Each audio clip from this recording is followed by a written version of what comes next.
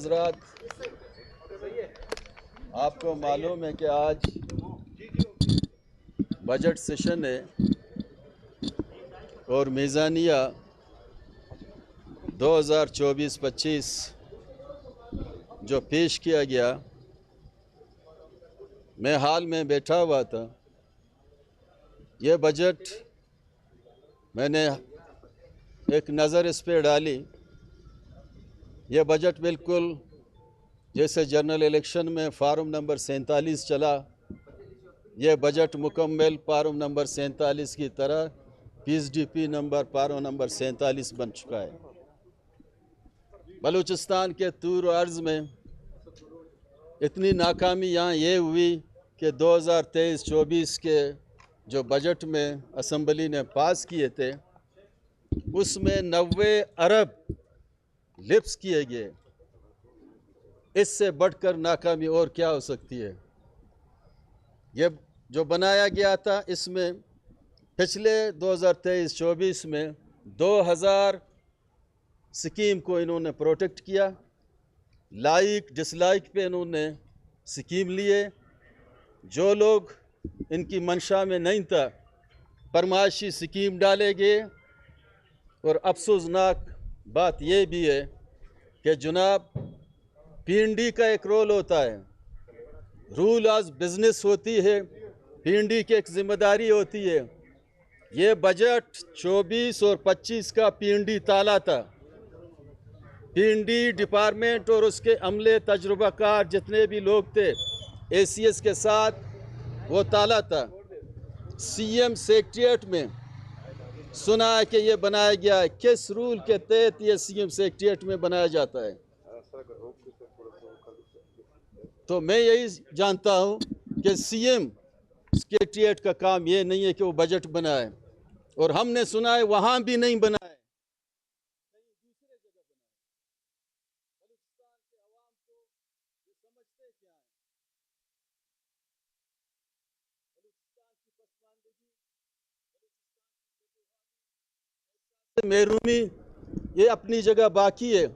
75 سال اس ملک کو ہوا، لیکن ابھی تک 75% لوگ بجلی سے محروم ہیں، صاف پانی سے محروم ہیں، بے روزگاری عام ہے، لوگ روڈوں پہ نکلے ہیں، زمیندار بیزار ہیں، مہنگائی عام ہے۔ مرکز کی بجٹ آئی ایم ایف نے بنایا ہے، اور صوبے کے بجٹ جہاں تک ہے وہ پی این ڈی کی تالا کی وجہ سے اس پہ اعتماد نہیں رہا۔ اپوزیشن کی کوئی سکیم نہیں لی گئی، اپوزیشن کو دیوار پہ لگایا گیا۔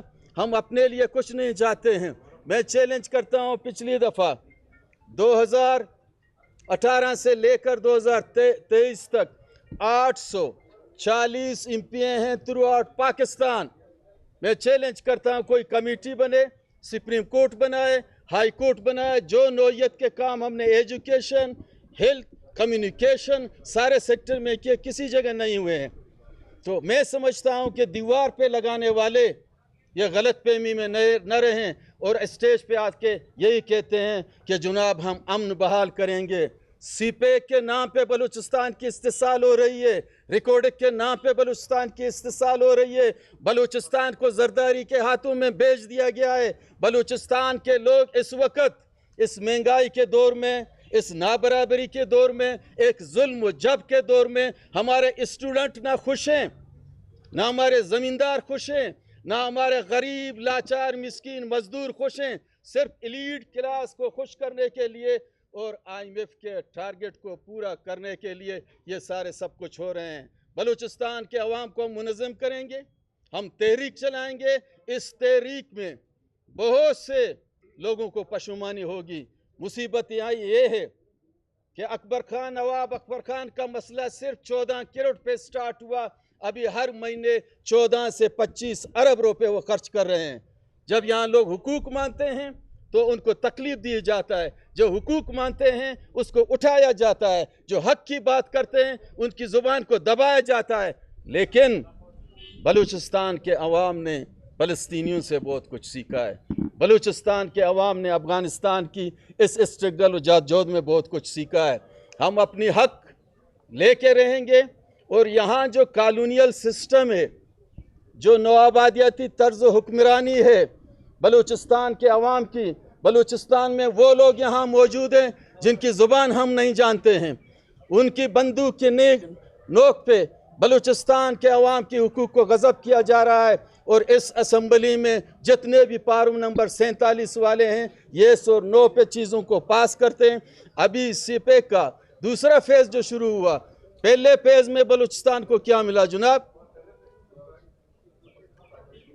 पहले फेज़ में इन्होंने 26 बिलियन डॉलर जो खर्चे हुए, सुपर हाईवे पंजाब में बना, मोटर हाईवे पंजाब में बना, बड़े बड़े बिजली के ज़राए पंजाब में पैदा हुए, 16,000 मेगावाट बिजली में से एक खंबा भी बलूचिस्तान में नहीं लगाया गया। अभी दूसरा फेज़ वहाँ शुरू हो रहा है। तो स्टूडेंट पंजाब से जाएं, रोड पंजाब के बने, रौनकें इस्लामाबाद की हों और पैसे बलूचिस्तान के नाम पे और ग्वादर के नाम पे। साफ़ी हज़रात, मैं आपको भी कहता हूँ, इस वतन इस धरती से मोहब्बत रखो। जो लोग तनख्वाह के लिए काम कर रहे हैं, दूसरों के लिए काम कर रहे हैं, बलूचिस्तान के अवाम अपनी कौमी हुकूक के लिए, अपनी कौमी ज़ुबान के लिए, कौमी तशख़्ख़ुस के लिए हम अपनी जादोजहद रखेंगे। यहाँ इसलिए इस दफ़ा पारो नंबर 47 वाले आगे, किसी ने 50 ऊँट नहीं लिया, उसको 50,000 ऊँट से नवाजा गया, किसी ने 100 ऊँट नहीं लिया, उसको 70,000 ऊँट से नवाजा गया। इस तरीके से बलूचिस्तान में अमन कहाँ से आएगी, बलूचिस्तान में तरक्की कहाँ से होगी? सुई गैस ख़त्म हुआ, 17% रह गए, बलूचिस्तान के अवाम को कुछ नहीं मिला। हमें कहा गया कि सिंधक बलूचिस्तान में बहुत बड़ी तब्दीली लाएगी, सिंधक ख़त्म हुआ, बलूचिस्तान के अवाम की गरीबी ख़त्म नहीं हुई।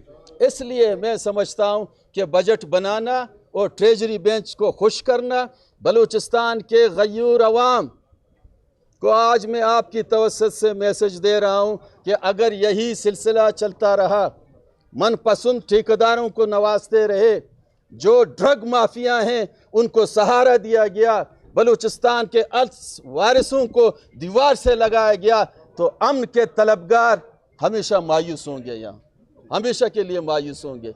लिहाजा इस बजट को मैं मुस्तरद करता हूँ। आने वाले दिनों में बजट पे जो बेस होगा, असम्बली के फ्लोर पे सारे चीज़ें मैं डेटा कलेक्ट करके आपके सामने भी मैं प्रेस कॉन्फ्रेंस भी करूँगा, मैं हाई कोर्ट में भी जाऊँगा, ज़रूरत पड़ी मैं सुप्रीम कोर्ट में जाऊँगा। मैं बलूचिस्तान के दर्द, उसके दुख, बेरोज़गार नौजवान, इंजीनियर, डॉक्टर, तमाम जो जितने भी मकतब फ़िक्र हैं, उनका हम साथ लेके उनको आगे बढ़ेंगे। बलूचिस्तान को इन डाकुओं के हाथ में हम नहीं देंगे, इनके हाथ में नहीं देंगे।